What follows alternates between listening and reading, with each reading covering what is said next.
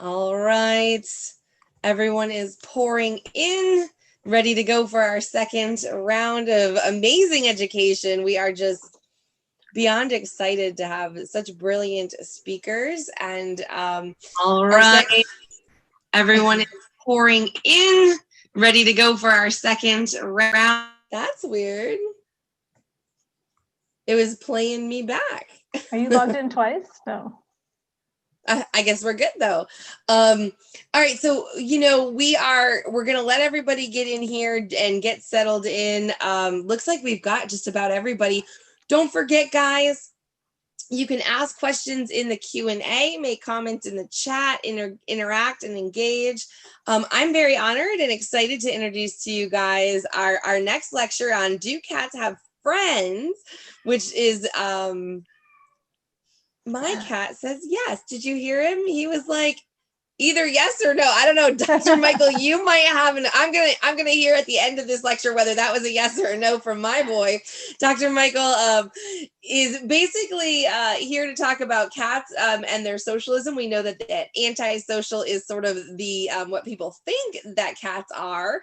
And you're gonna review the science behind kitty social lives, including signs of feline friendship, how you can tell if cats are playing or fighting, the ultimate question, and address some of the most important things you can do to increase the harmony in your multi-cat household, which is one of the questions we get the most. So Dr. Michael, thank you so much. Dr. Mikel Delgado, I'm going to give it away to you. Thank you so much. I'm really excited to be part of this event and also be following up on Dr. Bale's talk, which really laid the groundwork for a lot of the things I'm going to be talking about today.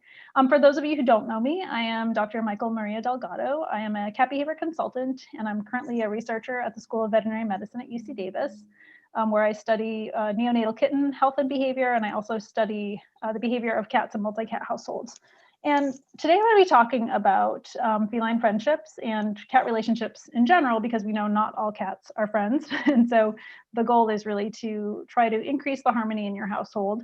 I'm not going to be able to really address how to introduce a new cat into your household. That could be a separate, I could probably talk a whole day about that topic alone, but really about what we know about feline relationships and how we can take that science and apply it to our homes where we have multiple cats to increase the chances that they will get along. And this topic is really important to me personally. I've been doing cat behavior consulting for almost 20 years, and it's one of the most common reasons I'm called for help is cats not getting along in the home. And of course, as Dr. Bales alluded to in the previous talk, sometimes the signs of stress are not that obvious, but they can lead to health and behavior problems.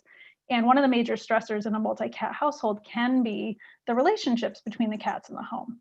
So hopefully I will leave you feeling a little bit more comfortable about understanding feline friendships. And I'm going to launch my PowerPoint. So if you'll just bear with me, hopefully there will be no technical difficulties, but let's give this a whirl. Okay. Hopefully it looks as good on your end as it does on mine. So yeah, my talk today is called Do Cats Have Friends? And the quick and easy answer is maybe. Some cats do have friends, but not all cats have friends. Okay. And my slides are not advancing, so just give me a second. Okay. All right, we are in business. So my agenda is pretty straightforward. I'm gonna go over what we know about feline social relationships based on a lot of studies of feral colonies. Unfortunately, as a scientist, I'm very sad to say there's not a lot of science on cat relationships in the home environment. And then the second half of the talk, I'll really be talking about how to set up your home to increase the chances of success. And hopefully I'll leave a lot of time for questions, because it sounds like there's been a lot of enthusiastic audience members, and I want you to weigh in and be able to answer some of your questions. And I will just say, if you have very long, detailed questions about your own cats, I'm probably not going to be able to offer you very useful advice, but just because every situation does have a lot of unique features. So if you have really broad general questions, those are sometimes easier to ask and answer in this format. All right, we're going to jump in and talk about feline sociality. And these two pictures kind of reflect the differences that we can see in cat relationships. And maybe this would be a good time actually to launch a poll about your cat relationships. So for those of you with multiple cats, which best describes their relationship? We've got friendly, territorial, civil but not friends, and enemies. And answers are coming in. I'm going to give you a few seconds to vote. And the second question is for those thinking of adding another cat to your household, what are your main concerns? All right, people are still voting. This is very exciting to see the results coming in. We've got over half of you have voted. I'm going to give you a few more seconds. And it seems like, assuming that those of you with cats who are fighting are not holding out until the last second to vote, that about 2/3 of you would describe your own cat's relationships as friendly. And then, oh, interesting. It looks like you get to pick more than one. So civil but not friends is kind of number 2. So we'll call those cats roommates or maybe acquaintances. And those of you who are, okay, so the voting's slowing down. So I can see, I know stats enough to know that the numbers aren't going to change too much at this point. So yeah, we see a lot of people describe as either friendly or civil. We've got 15% who are enemies and about 20% who are territorial. And those of you who are thinking about adding another cat to your household, you share very common concerns, which is just that the cats will not get along. And about 2/3 of you have that fear. Many of you are worried about the introduction phase or jealousy between your cats. But it is really that big question of cats not getting along. Okay, I'm going to close the poll. And thank you so much for responding. This is great to kind of see what's going on. But I'm also happy that a lot of you have friendly cat relationships in your home. Okay, let me get back to slides. And so, yeah, when we're thinking about cat social relationships, hold on, I'm having another technical issue. When people ask, can cats have friends? Well, the answer is sometimes they have flexibility. And, until recently, people always described cats as antisocial, solitary, kind of conflating this idea that cats are solitary hunters with them being solitary in every aspect of their lives. But we also know that when we look at naturally congregating groups of cats, so again, most of the research has been on feral colonies that have been managed by people to some extent, the density of cats who can share a space is really dependent on the resources that are available to them. And when you're looking at feral cats, of course, these resources may include things like shelter, prey, human-provided food, and all of these things allow cats to kind of choose to interact or not. The main difference between the cats living inside our homes and cats who live outside is that, of course, the cats living outside can choose to avoid each other if they want to. And unfortunately, when we bring cats into our home environment, they don't always have that choice. They can't escape the other cat if they don't want to be near them. Now, resources are not the only thing that allows cats to coexist peacefully. We believe that during domestication, which has been a slow process over the past 4,000 to 10,000 years, that we have probably selected cats to be more flexible, to be more tolerant of other cats. And when you think about any trait in cats, you want to think of it as happening on a spectrum. And that spectrum often follows what we call a bell-shaped curve. So most cats are going to be kind of in the middle of that curve, where they're fairly tolerant of other cats. And then on either end of the curve, you'll have the very extreme. So you have a smaller number of cats who really hate all other cats and would prefer to live alone and not have to exist in a social grouping with other cats. And on the very far other extreme are the cats who really seem to love the company of other cats, like not just, enjoy it, but like need it. So that has been, like I said, the process of selecting cats who were more tolerant of other cats. And probably early on in domestication, when humans were settling and we had grain stores that attracted cats, if you really hated other cats, you were not going to be able to take advantage of the rodents that were attracted to those grain stores, because in order to hunt, you would have to get a little bit closer to those other cats than you would if you really hated other cats. So over time, we've probably just selected for a cat who is more tolerant and has a lot more variability. Because we know the ancestral species is not as social as domestic cats are. We also know that socialization is really important. And what I mean by socialization is that kind of sensitive period that kittens have between 2 and 9 weeks of age.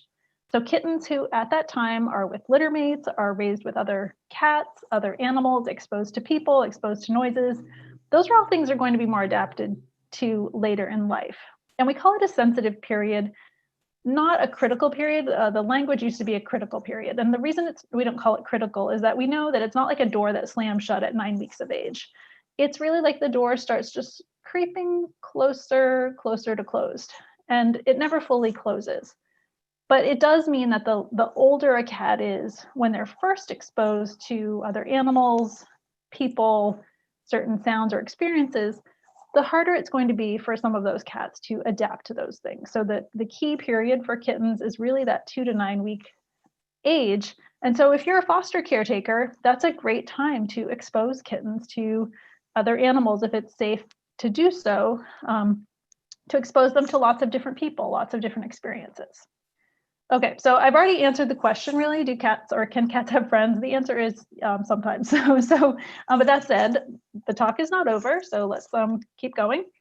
Again, when we look at those naturally occurring groups of cats, we can see some trends, and these trends can help us make decisions about our own multi-cat households. One thing we know is that a lot of these groupings of cats tend to be matrilineal, and that means related females. These related females will often take care of each other's offspring and kind of protect the territory from outsider cats. And we know from this, and we also know from some research and often from personal experience, that related cats are more likely to get along. So if you really want to ensure a better chance of harmony in your household, sometimes the easiest thing to do is adopt a litter. So me personally, I just adopted 3 kittens a couple of months ago. I wanted to, this is my first time actually having related cats, and so that's been an interesting journey. But that is one way you can ensure that your cats have a better chance of staying friends into adulthood. Another way is to adopt kittens from different litters at the same time, because again, they're in that window where they're more adaptable to other cats.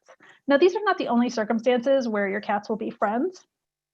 I've had lots of cats who were friendly with one another that were not related, not the same age. So it's not like these is the only way to have friendly cats. But if you want to just give yourself a little bit of a boost in the right direction, that's a good way to do it.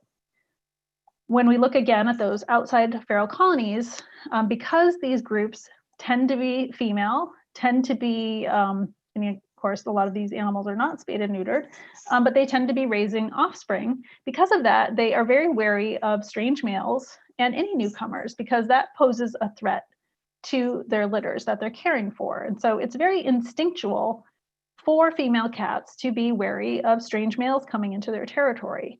And although we spay and neuter our cats, and so we're blunting some of those instincts that are caused by hormones, it would be unrealistic for us to think that that is going to be sufficient to just get rid of that behavior 100%. These are natural, instinctive behaviors that have been passed on for generations and generations. And so they're not just going to be turned off because we spay and neuter them. And again, looking at those colonies of cats, the other thing we see is that acceptance of new cats into that colony requires many friendly interactions. And this is a key point when you are bringing new cats into your home. Like I said, unfortunately, I'm not going to be able to go into a lot of detail about that. But one of the reasons we recommend a slow, controlled introduction with treats and play is that we want to have as many of those early interactions be perceived as friendly between the cats as possible. That's what happens in the outdoors, is if you're friendly over and over again, okay, maybe I will accept you. This is a really cool study. So this is like the ultimate, if you're a scientist and you happen to have 14 cats, what could be better than studying them and publishing a paper about your cat's behavior? And that's exactly what Penny Bernstein and Mickey Strack did many years ago.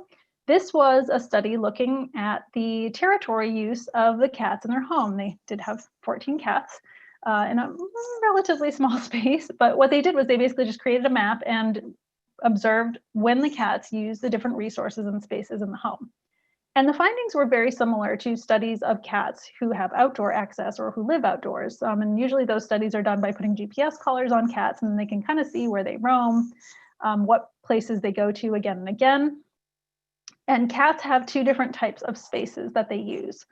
There's their home range, which is not protected. They don't defend it, and it's overlapping with many other cats, but it includes all of their key resources. So it would include where they eliminate, it would include where they find food, where they rest. And then cats also have territory, and that's considered a core area that they will fight and defend. And those tend to be more unique and only shared with cats that they get along with. And when you look at indoor cats, it turns out from this study that you can see very similar patterns in our own cats. And I bet if any of you with multiple cats drew a map of your house and then really thought about, like, where do my cats spend time?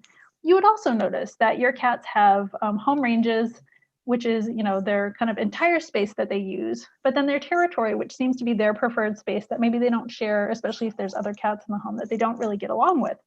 And you will also see that these spaces tend to be used consistently. So if you were to guess where your cats are right now, you could probably limit it to, 2 or 3 different options, and you'd probably be right. So we are constantly observing these things without being conscious of it. Another cool thing was, because they did this study over the course of several months, is that they saw that there were some changes in patterns. Unfortunately, one of the kitties in the study passed away. He was very old. And when he passed away, the use of space shifted because the dynamic between the cats shifted as well. And you may have observed that in your own home if you've had any turnover or loss in your home, or perhaps if you foster animals that stay temporarily. This also tells us the importance. I mean, I love having my clients make a map and showing me where all the resources are in the home, because you may see that some of your cats don't have access to the things they need without crossing into another cat's territory. And that can be dangerous for them. So if your, very nervous, scared cat has to go into enemy territory to access their litter box, it's not surprising to think about why they might have some litter box avoidance issues. Maybe they're choosing to eliminate in their own territory because they don't feel safe accessing the other resources in the house. When cats are friends, and I make this joke sometimes, but when you are an animal behavior scientist, there's a lot of caution about being anthropomorphic or attributing human traits to animals. And there's good reasons to avoid being anthropomorphic, because we tend to expect that all animals experience things the way we do, and that's a very dangerous assumption.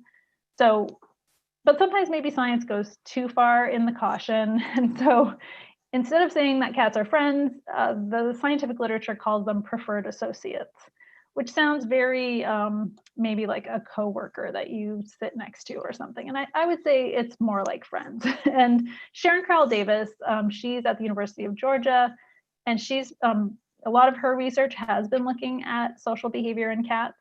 And she coined this term and really kind of laid out the ways that we can see that cats are friends.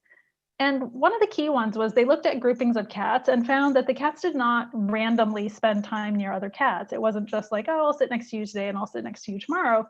No, they had cats that they spent time with more than would be expected if it was just random.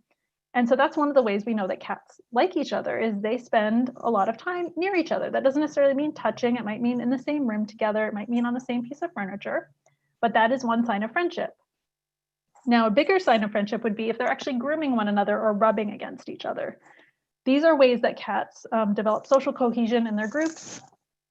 They're marking each other and creating a shared group scent, and they're basically facilitating that group scent by increasing their physical contact with one another with their scent glands. And they have scent glands all over their body: cheeks, forehead, paws, and of course, flanks. They also, can deposit scent with urine. So cats have lots of ways to mark their territory. You'll see the classic tail up greeting. So that is what's depicted in the lower picture. Both those cats are not only head bunting or rubbing on one another, but they also have the friendly tail up gesture. And your cat may do this to you as well. It's considered like a white flag, I come in peace. So it's a friendly greeting that cats will use with other individuals that they feel comfortable and friendly toward. Play between cats is a great sign of friendship, and I'm going to, in a few slides, talk about the difference between play and fighting.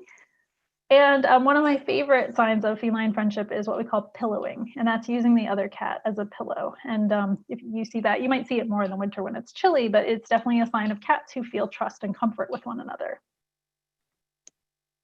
Because cats have this like huge range from, friends, frenemies, roommates, enemies, they have a very complex form of communication.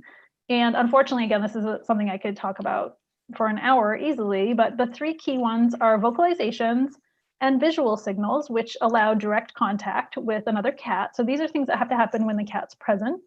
And there are all kinds of vocalizations, from really unpleasant ones like screaming and yowling to more friendly and pleasant ones like chirping and purring. Meowing tends to be directed at humans, not so much toward other cats, although of course kittens will meow at their mothers. And visual signals would be body language. So that is, again, requires each cat to see each other for it to be communication, right? So for cats to vocalize, there needs to be a recipient of that signal. And the same is true of visual signals. So puffing up, tail lashing, ears back, those are all visual signals that say what mood that cat is in. What's really cool about cats is that they also have a remote form of communication. And this is kind of like the equivalent of texting or emailing. And that is through olfactory signals. And again, that gets back to their scent glands, which they have all over their body and can leave behind. They can deposit by rubbing or scratching, or by leaving urine marks. And those allow a cat to leave a message, and basically anytime later, another cat can come, pick up the message, get some information about that cat, both their maybe emotional or physical state, and also how long ago was this cat here, how fresh is this urine mark, how recently was this rubbed. And they may also choose to leave their own message on top of that previous message. There can be some back and forth. But what this does is it allows cats to communicate without having to be face-to-face. And sometimes that's safer if you have a situation where there's a new cat in the area, you don't know if they're safe or not, you're kind of getting to know each other through this long distance method. It's kind of like maybe online dating. I don't know, but that may not be the best analogy. Now, one study that came out earlier this year did look at what do we see in multi-cat households as far as how cats interact. It was primarily responded to by females. This is pretty common when you do surveys of pet owners. It tends to be more women respond than men. And they asked a lot of questions about the number of cats, number of humans in the home. They asked about resources in the home. So how many litter boxes do you have? How many food stations do you have? They asked whether the cats had behavior problems, and they also asked about how the introduction went. And then they had all these different signs of what they called conflict or affiliative behavior. So basically signs of fighting or problems, and then signs of friendship or good relationships between the cats. And 12% of respondents said that their cats had never had any signs of conflict ever.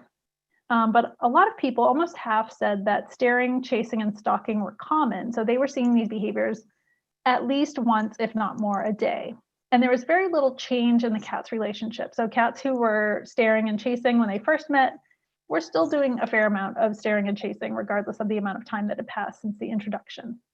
However, the good news is that affiliative signals were more common. So most people saw some of those signs of friendship that I just mentioned. So 88% of cats slept in the same room, maybe not touching, but they were at least willing to be in the same room with other kitties. But a lot of allo-grooming and pillowing. So that's a really nice finding, which tells us that a lot of cats are in fact friends and doing okay in their households. And what was also interesting is that chasing was a behavior that was found in both friendly and agonistic relationships. So chasing seems to be either not exclusively related to one type of relationship or the other, or maybe there's some mixed signals, and probably that's related to this question of playing versus fighting. And I'm just going to show a video from one client's house. They had adopted, so they had the kitty Sophie, who's on the left. She was a 6-year-old female, and she had recently lost her older kitty companion, and they thought she was lonely. So they adopted a kitten, Ludwig, who's on the right, to be her buddy. Whoops. And let me go back to that slide. Oh, here we go.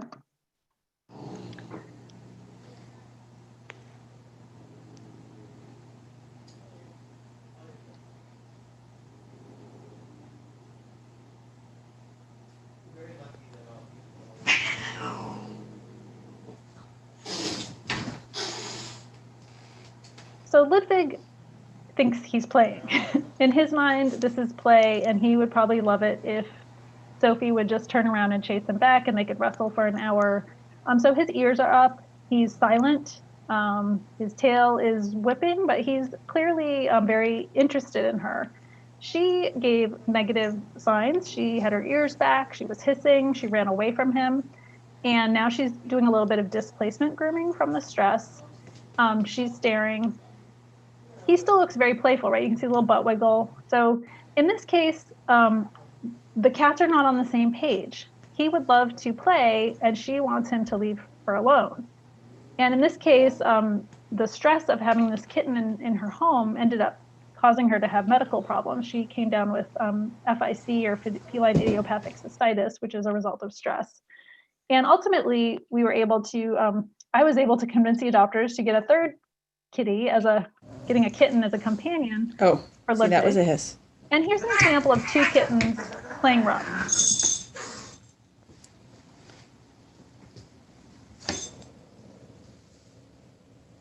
Now you might be thinking, well, okay, one kitten, just like Sophie, has his ears back and he's hissing. But we can also see a lot of inhibition. They're stopping and restarting. Now they're just doing this kind of barely touching each other. So Archie's can be seen, yeah.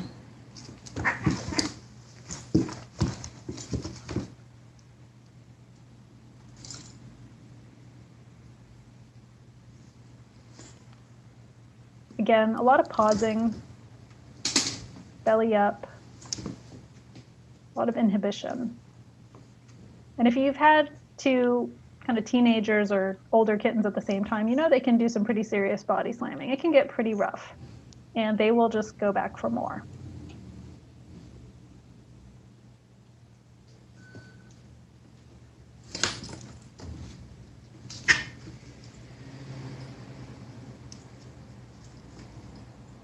And so these two ended up being BFFs before long.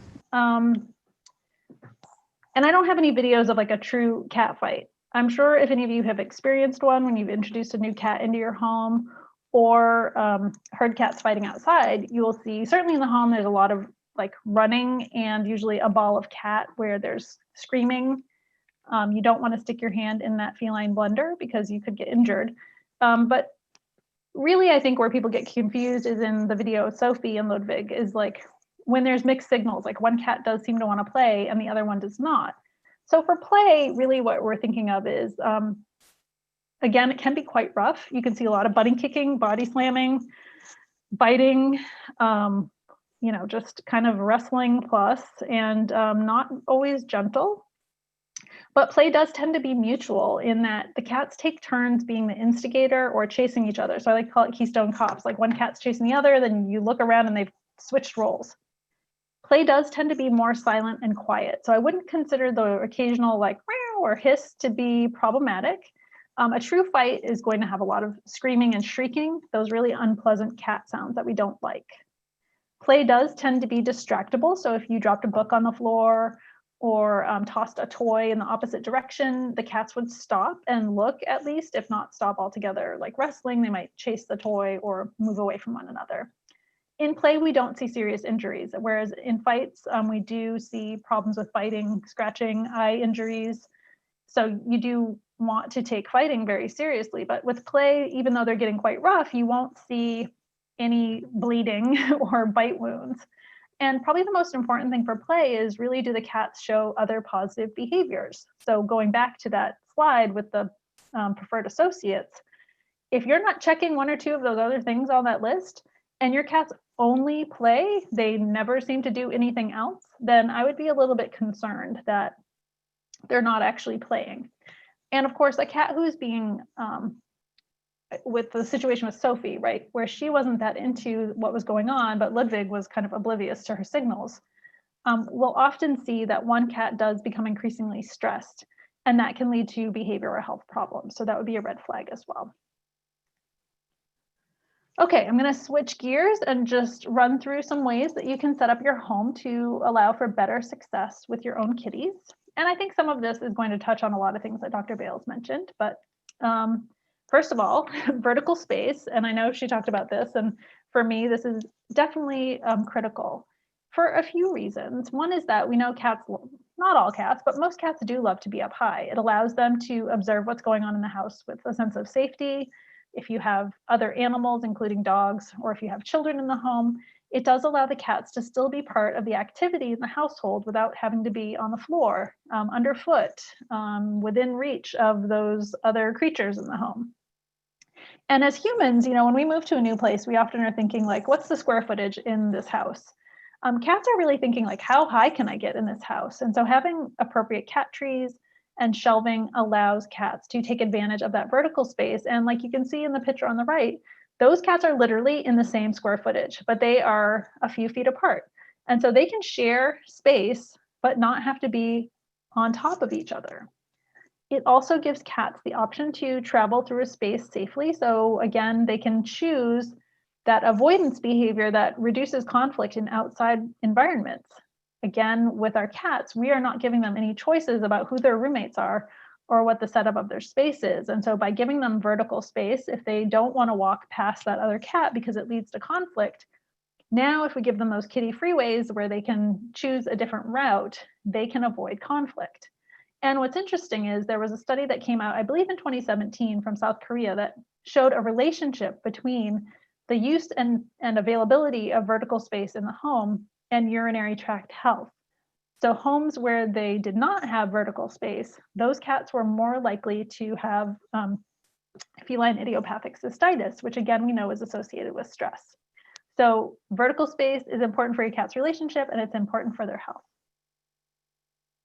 There are so many other types of prime real estate in your home that you want to think about. So places where the sun is, places where cats can look out the window to watch birds, open screen doors and windows where they can take in that fresh air and all the smells from outside, bedding, hiding spots, heated beds, heating vents. Like cats usually want a few things. They want a sense of safety.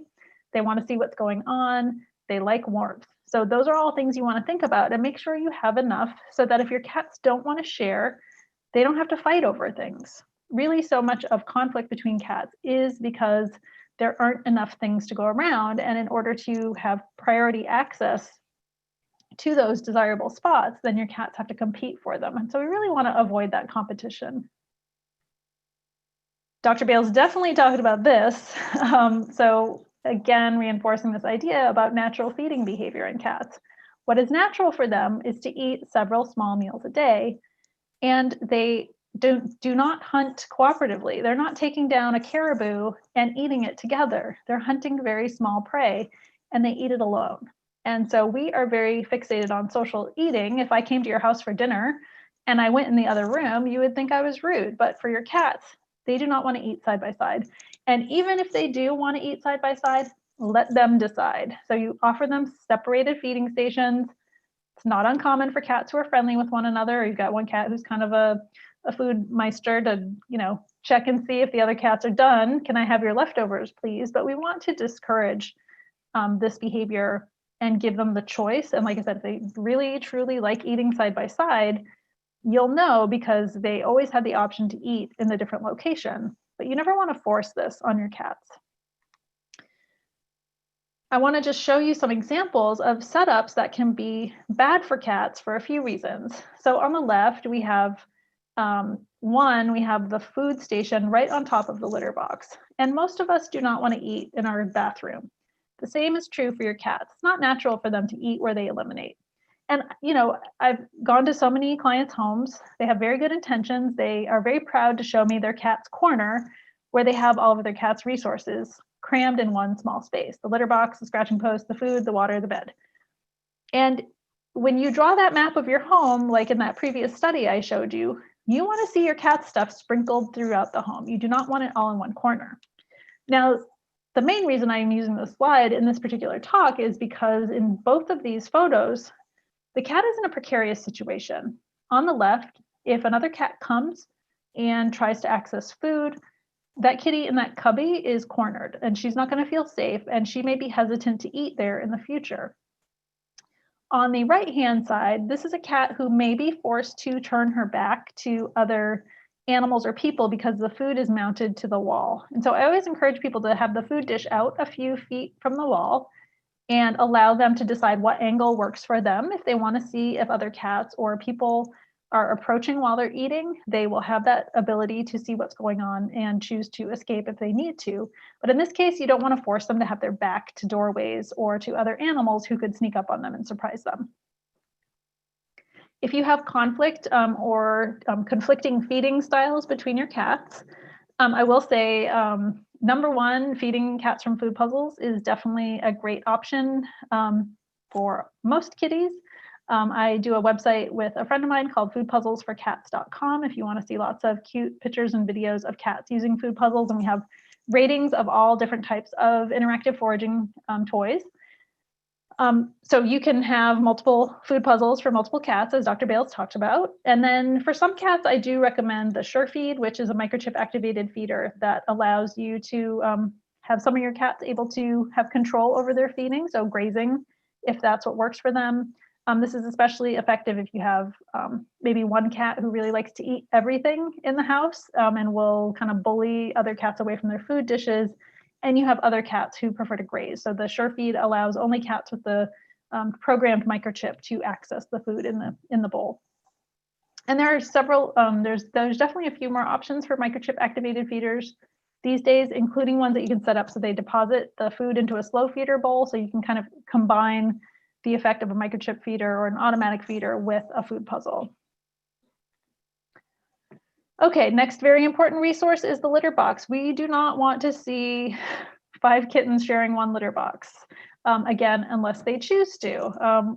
I will say for my 3 kittens that there are times that they all can't seem to stay out of each other's business, including when they're in the litter box. And I have 4 litter boxes for 3 kitties, but they still all want to sit in the same one once in a while. Well, it turns out that cats don't mind using a litter box that's been used by another cat. And so when I say do cats mind sharing a litter box, I don't mean simultaneously, but sometimes people wonder, like, does each cat need their own private litter box that no one else ever uses? And the answer is no. So Purina did this really cool study where they gave cats choices between a clean litter box and then a litter box that had urine and feces in it. And then doing cool stuff like scientists like to do, they made fake urine and feces. So the urine was made out of saline, and they just put the saline in the litter and it clumped. And they made fake poo out of gelatin. And what they wanted to know was, is there any issue with odor, or is there any issue with clumps in the litter box? So they would compare like a clean litter box with a box that had just the smell of another cat's urine and feces, so no clumps or obstacles.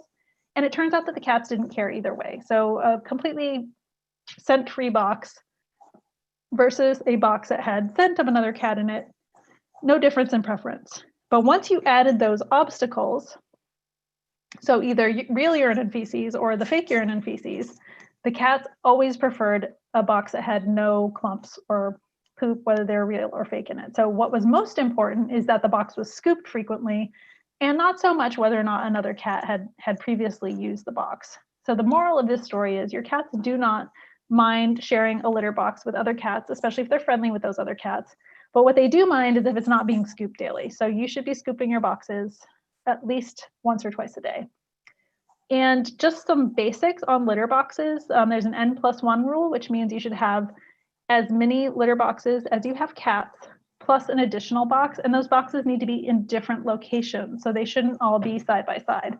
It's kind of like the difference between a private bathroom and a public restroom with stalls, right? So we don't really see that public restroom with stalls as a private bathroom in the same way we do that single, like our bathrooms at home, which have a toilet and that's it, and a door. And, you know, many of us prefer maybe a lock or whatever.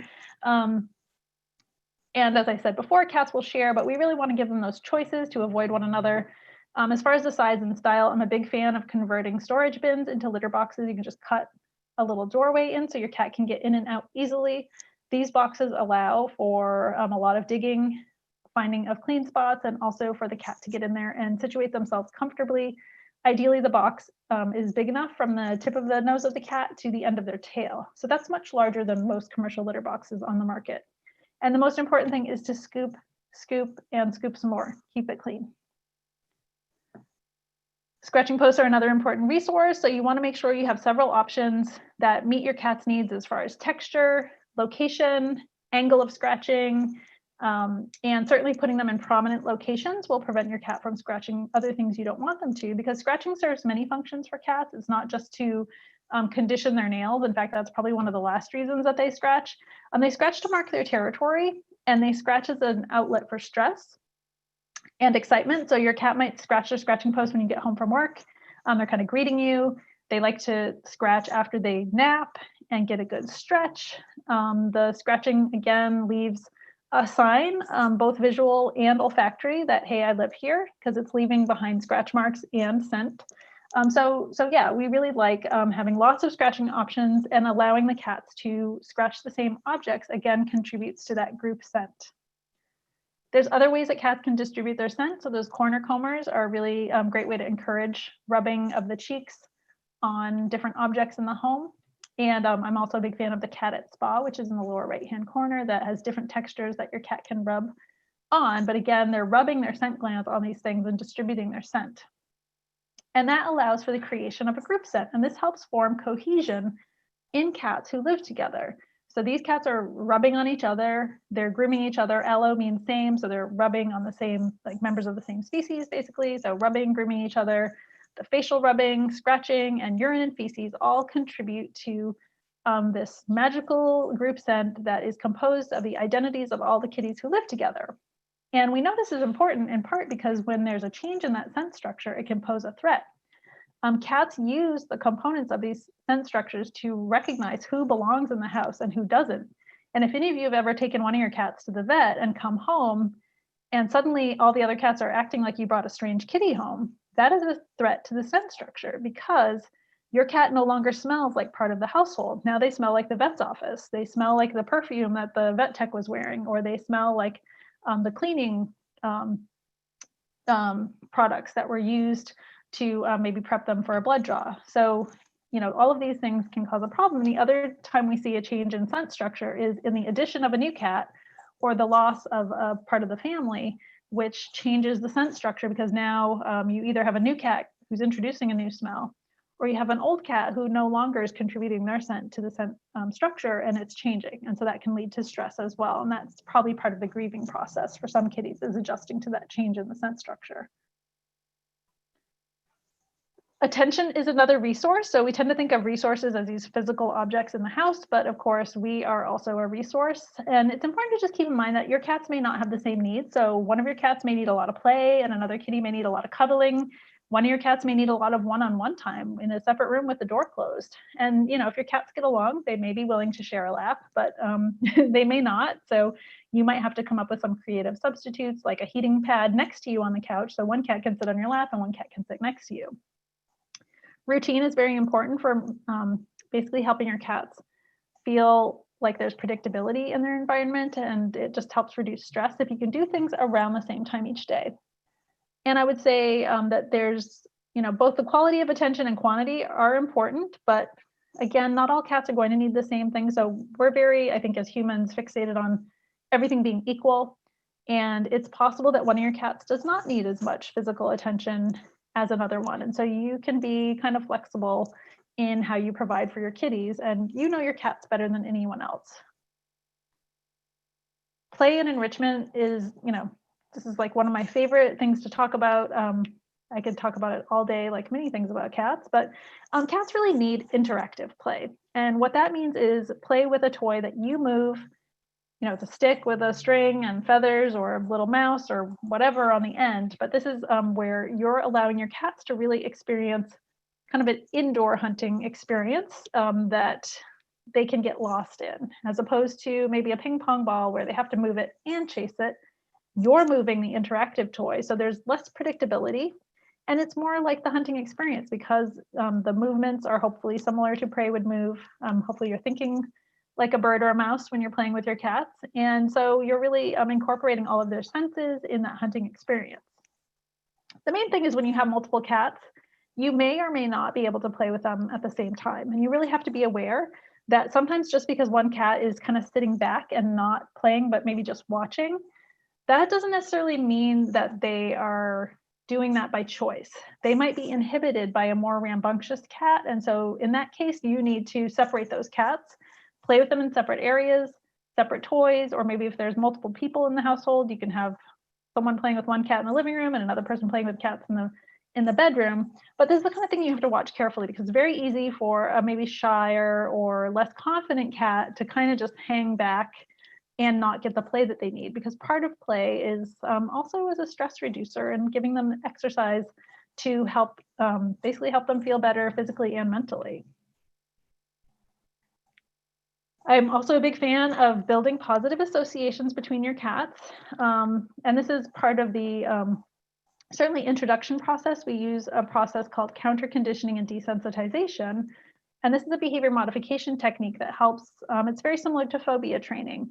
And counter conditioning is changing someone's emotional response to something from negative to positive. And so we typically do that by pairing the presence of something that maybe you don't feel that great about with something you feel really great about. So you see the other cat and you get tuna. You see the other cat and you get your favorite toy. You see the other cat and you get churu.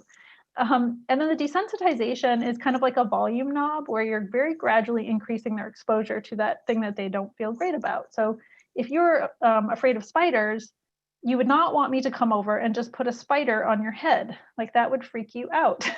So likewise, especially when you're introducing a new cat in the home, you don't want to just throw them together. You don't want to force someone to interact with something they're afraid of. You want to make it very small and not scary, and then gradually increase their exposure. So that might mean, the other cat is in a separate room, and now we can see each other through a baby gate. And then later we'll be in the same room together, but at a very far distance.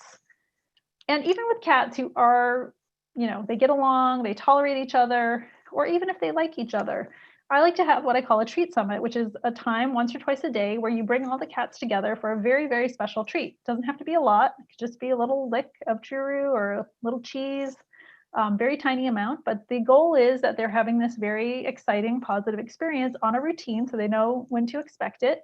That will help them have good feelings about one another. And you can think of it as you're really trying to build up a bank account of good experiences between these cats that they can draw from later if something comes up that isn't so positive. Okay, so to wrap up, hopefully I've convinced you that kitties are not necessarily loners, but there are reasons that they wouldn't just get along with one another. So it's really up to us to help them live together peacefully. And again, our cats don't really have any say in who their roommates are. Imagine if you had someone pick your roommates for you and you had no say in the matter. Would you be happy? Maybe, maybe not. So it's really on us as their guardians to do everything we can to help them live together peacefully. We also have to accept that not all cats will be friends. So then the goal is tolerance. And I've certainly had plenty of clients where the cats were maybe more enemies. And in that case, we had to really do some serious behavior modification or discuss rehoming or permanent, like kind of living parallel lives in the same home and doing some heavy management. So it's just reality that not all cats will be friends. And sometimes we have to accept that. The goal is a happy home for all. And what I mean by that is including the humans in the house. I see so many clients where the bad relationships between cats causes problems with the human relationships. I've had clients literally get divorced. I've had clients who stopped sleeping in the same bed because their cats didn't want to be in the same bedroom. So, this can be a very serious issue. And so it's really important to consider, especially when people are introducing cats. If you work in rescue, you are going to see some returns for the reason that the cats don't get along. And that is kind of part of the process, because even as we saw from your survey results, the research does suggest that about 2/3 of cats get along, and then the other third, not always so great. So on that note, I just want to thank you all for your time. Here are some ways to find me. I'm pretty active on Twitter and I have a few websites. My consulting business is Feline Minds. I have contact forms on my other 2 websites. What Your Cat Wants is my blog. So if you want to reach out to me, feel free to find me online. And with that, I think I'm ready for your questions. Fantastic. A wonderful presentation. So much engagement, guys. Thank you so much. I guess we'll just jump in here. One thing that was very interesting question was, will the scent structure in the group be disturbed if you take one of your cats out for a walk on a leash? Yeah, that's a great question. And I would say my observations from working with clients is that some cats seem to be much more sensitive to smells than others. And I think that's true for like, if you've ever worked in a shelter, I definitely remember visiting some cats and they would like sniff me very intensely. And I might get a hiss or, even a swat if they smelled another cat on me. So some cats are incredibly sensitive to the smells of other cats. And if you think about the olfactory centers of the brain are actually very close to the emotional centers of the brain. And we even know in humans, like a smell can evoke very strong emotions. So I think that it really depends on the cat, because I've definitely also had plenty of clients where one cat went outside and came back and who knows what they were rolling in, and it didn't seem to bother the other cats. So I think there's kind of two aspects of that. One is the individual cat. They come in smelling strange. So again, like a cat who goes to the vet and comes back. The scent structure is probably composed more of those scents that are deposited through urine, face marking, scratching. And those are not going to be as immediately impacted by a cat who goes outside on a harness as much as the cat coming in and smelling strange. That's such a great question and a great explanation. Thank you so much. So when we talk about scratchers, there's a great question from Joelle about my cat. Do they like particular types of scratching, and should you incorporate different types even if they never use it? Absolutely. I mean, as far as I'm concerned, the more scratching options you can give your cat, the better, because it will, well, one, they may discover that they like something later on in life that they didn't like before. And yeah, I mean, you don't know what circumstances are going to want to scratch in. And some cats, I think, will maybe not want to share. Some cats are more open to sharing. So yeah, I think different textures, different angles, different locations.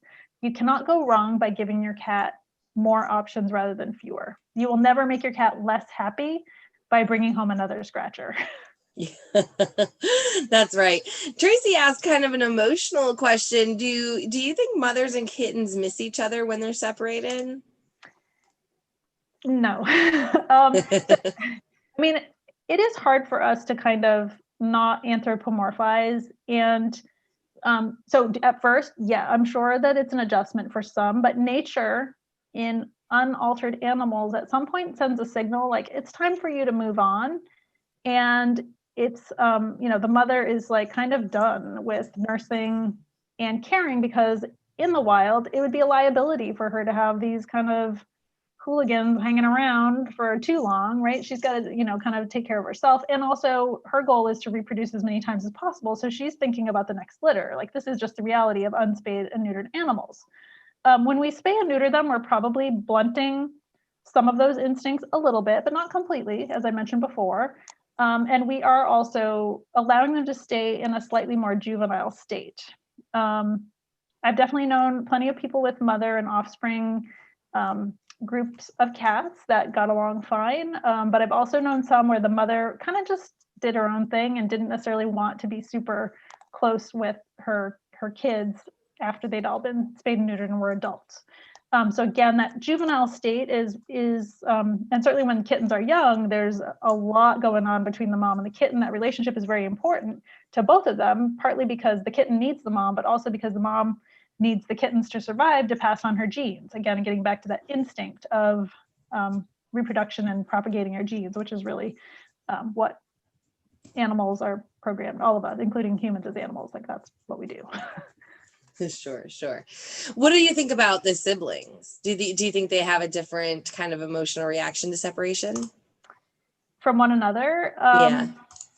Yeah, I mean, I think kittens especially need social companionship. It is something I feel very strongly about. I mean, there's always going to be the rare kitten that doesn't really enjoy the presence of other kittens, but I'd say the vast majority of kittens, they're at a very social period in their life, and they need the company of other cats to be whole. And I think if we saw, when you go to the shelter and you see a litter of kittens and you pick one, I think if we saw that as tearing up families, maybe we would think twice about just bringing one kitten home. Now, I should also qualify this by there's very little research on, if any, on what happens with a singleton kitten. We hear a lot of kind of anecdotes like, oh, well, single kittens. I mean, I'll definitely say I get plenty of calls from people who only adopted one kitten, and now the kitten's like biting their legs and, climbing the curtains. And I mean, some of that is just being kittens. But I think when they don't have that companionship of another kitten, they are missing out on the opportunity to play and interact with another member of their same species. And, so I think there's more benefits to keeping kittens with other kittens than there are from separating them. But again, very little research, which is unfortunate, but hopefully that will change in the next few years. So what about cats and people? Do you think that there's a crossover of friendship there? I know we always think about the slow blink and how does my cat say they love me? What is a friendship there? Yeah, I mean, people always want to know, like, how does my cat see me? Unfortunately, we can't directly ask them what exactly they're thinking, but they show a lot of the same behaviors that they show with their preferred associate kitties, right? So they will sleep on the same piece of furniture as us. They'll lay on us. They'll rub on us. They'll show us that tail up greeting. They do that. They meow at us, which is a behavior that kittens do towards mom. So this tells us that they do see us as a friend / parent, perhaps a hybrid, and I think, of course, there's a lot of variability in how affectionate cats are to people, which goes back to that socialization period. But I'd say in general, it's probably some kind of combo of friend and caretaker, which is, kind of perfect description for how we are. But yeah, they show those affiliated behaviors because they have a relationship with us. Do they think we're a weird, giant, hairless cat? I don't know. Yeah. I can't read their minds, unfortunately. So we look at their behaviors, and what we see are that they show behaviors that they show towards other cats that they're friendly with, and they show behaviors that they also show towards their mom and their kittens. Yeah. That's, I guess that's enough for me. As long as my cat thinks I'm a friend. Yeah, exactly. Laura asked a great question too about social eaters. So why are some cats social eaters when it comes to humans if they're solitary hunters? In the shelter environment, I find that many cats who are stressed will start eating immediately when people come up to the cage. Because you said the word, they're stressed. Yeah. And so they're seeking comfort. I always, when that's going on, the first thing I want to know, is this cat happy and is this cat healthy? We'll see too, when cats have digestive disorders, that they need encouragement to eat. And so what this is telling me is that something about the cat's needs is not being met, whether it's that the environment is stressful to them and so they don't feel comfortable. And of course, when I'm stressed, my stomach hurts. I think that's true for a lot of people. And so that would be kind of my starting point. Is this cat so stressed that they only feel comfortable with company? And then I think in homes, it sometimes gets reinforced a little bit. Like, cats can kind of learn, like, oh, you got to fluff my food first. They want you to fuss over it before they'll start eating. So there can be this learned relationship with the cat where it's like, okay, the human fusses over me and fusses over the food, and then I eat. And then if there's a deviation from that, they get a little confused. But I think in a stressful environment, or if the cat has any health problems, then that's why. And that would be my starting point. I mean, we all do what works, right? If you were going to come fuss over me and fluff my lunch and dinner, I would allow that. Sure. Yeah. I mean, someone might pop your food in the microwave for you to heat it up a little extra. And then it's better. I'm fully in it. And I'm guilty as charged on that. My cats have me so trained. Oh, yeah. So I love this question from Veronica. Is there a way to tell at an adoption event or in a shelter if a cat would do well with a multi-cat household and which would do better as an only cat? Unfortunately, no. Foster. I think certainly we will occasionally see cats who do great with all other cats. You stick them in a room in a shelter and they seem fine. Now, the problem is, again, thinking the shelter is kind of a pressure cooker of stress. And so in that case, like when you have a lot of cats housed together, they'll suppress aggression to survive. So fighting is costly. It's dangerous. And so it might be better for me to just lay low and just stay out of trouble. And because there's too much competition, I don't want to fight with 8 cats. Now you send me into a home and this is great. I've got everything I need. And wait, what? I got to share this with this one other cat? I'm fighting for it because now it's much less risky to fight. So And then the other factors, of course, is that you've got your cat at home. And so the cat in the shelter might be great with other cats, but your cat in the home may be great with some cats and not others. I think we make this expectation that like, well, he got along with the last cat, so he must love other cats. Yeah. Which is just not true. I don't get along with every person I meet. I certainly get along with most of them, but sometimes someone just vibes you the wrong way. And so there's, again, our cats are not choosing their roommates. And if I was like, hey, Becky, I'm going to move this friend of mine into your house. Cool. Right. And like, well, you wear glasses, they wear glasses, so you'll obviously be best friends. People will say things like, well, I got another orange cat because I have an orange cat at home, thought they'd be friends because the last cat was also orange. Like, no, it doesn't work like that. So yeah, it's the hardest part, I think, of this whole thing is just that there's this incredible variability, and we don't have any great tools for predicting whether or not a cat will be great with other cats in the home. And so there's always that kind of risk there. And that's why we do encourage a slow introduction to give the cats that time to adjust and hopefully be accepting. But, it's obviously a problem. It's a very common reason that most of us who do this work are called for help. Yeah. There are so many questions. I wish we could get to them all. And I know we don't have time, but I think one, and a lot of these are very specific questions. So again, I want to make sure that folks know we're going to have these videos available afterwards. We will send information, Dr. Michael's consulting page to you. You can take these personal questions directly to the source if you need to. But I think the last one that seems to repeat through here a couple times and is very important is, what about in these multi-cat households where we have one kitty bullied? So we've got 4, 5, 10, 12 cats, whatever they get along. And then there's just this one odd furball out who's not getting along. Yeah, I mean, I think, again, it kind of takes two to tango. So sometimes one cat is not very confident, and their body language is kind of like the equivalent of wearing a kick me sign, right? And so the other cats are really feeding off their fear. And I think when we're dealing with this kind of conflict, we often focus on the cat who, for lack of a better term, we call the bully, and it's really both. You have to work on both cats.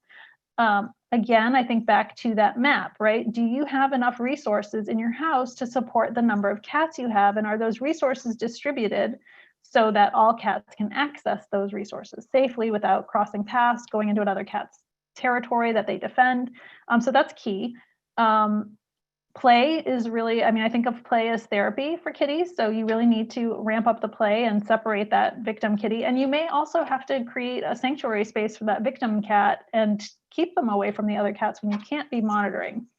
In some cases, I do have people work with their veterinarians to put one or multiple cats on medications to help them cope with the stress and boost, help with the confidence and anxiety. Unfortunately, sometimes we're medicating cats that don't have mental health problems. This is just like trying to get them to coexist peacefully. But we also know that it's very hard to learn when you're anxious. So if we can reduce that anxiety, then maybe we can help them learn to coexist peacefully. It's adequacy of resources, boosting confidence in the victim through play, controlling their access to one another so that they're not reinforcing and just practicing these negative interactions over and over again, and then sometimes also using medication. But it can be very complicated. And honestly, I do feel like in some cases, it would probably be better for one of the cats to be in another home. And the challenge is just that sometimes those homes are not easily available, or people are so attached. And I get that, like nobody wants to give up any of their babies. And so sometimes the alternative is like the cats live in kind of separate spaces where they're time sharing the house, and that causes a lot of stress as well. And then I guess I lied. I said the last question, but I guess, what is there hope for every household, or is there just some cats that can't? Oh no, you're already scrunching your nose. Or are there just some cats that will never get along?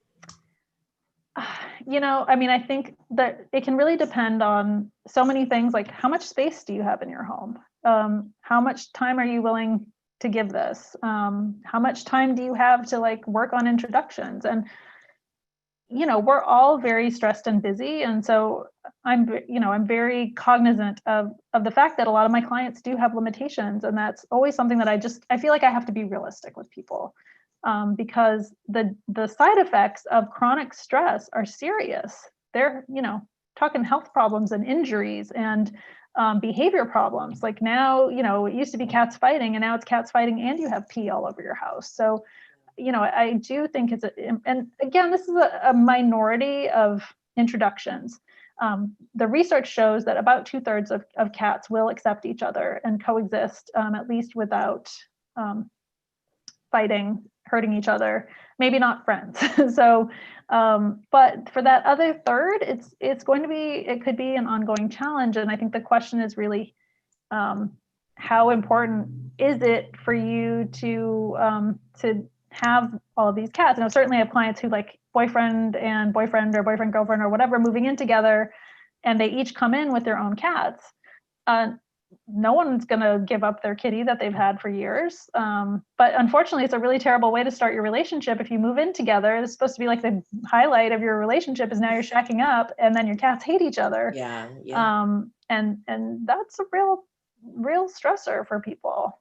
So, I think you really have to look at it holistically. And like I said, I do. And okay, so the other thing I will say is, as a consultant, I mean, day after day, it's people cats fighting. Nobody calls me when their cats love each other. So sometimes I am a little, there's a reason I adopted 3 siblings when I got new cats, right? I was like, I'm not introducing cats. This is like the worst. I just hear from the problem people. So, the people that are having problems in their home. So I am perhaps a little more guarded because of that experience. And I don't want to discourage people from having a multi-cat household, because it can be great. I mean, I've always had multiple cats, usually 2 or 3, and I've been very lucky in that many of them have been friends. But sometimes it's tough. Yeah, it is hard, but it's a great thing to know that there is hope, that for at least most out there. I would never give up without trying, right? And so that's why if you're having problems, contact someone earlier rather than later. So find a professional who is, qualified and experienced to help you with cat behavior problems. And they can help you kind of assess progress and, when do you need to intervene with, maybe the more intensive therapies like medication in addition to the behavior modification. Yeah, that's great advice. Thank you so much. Wonderful, wonderful advice for all of us. We know this is a struggle for everyone. So we really appreciate your time and your brilliant advice. Again, folks that didn't get your questions answered or have personal specific questions about your household, we'll get you the information to get in touch and to have your own consulting done if you need it in your household. Thank you again, you guys. We have a short break, and then we will be catching up with Dr. Kurt Venatar and be talking about managing cat allergens at home. Yay. So wonderful. Thank you again so much, and we'll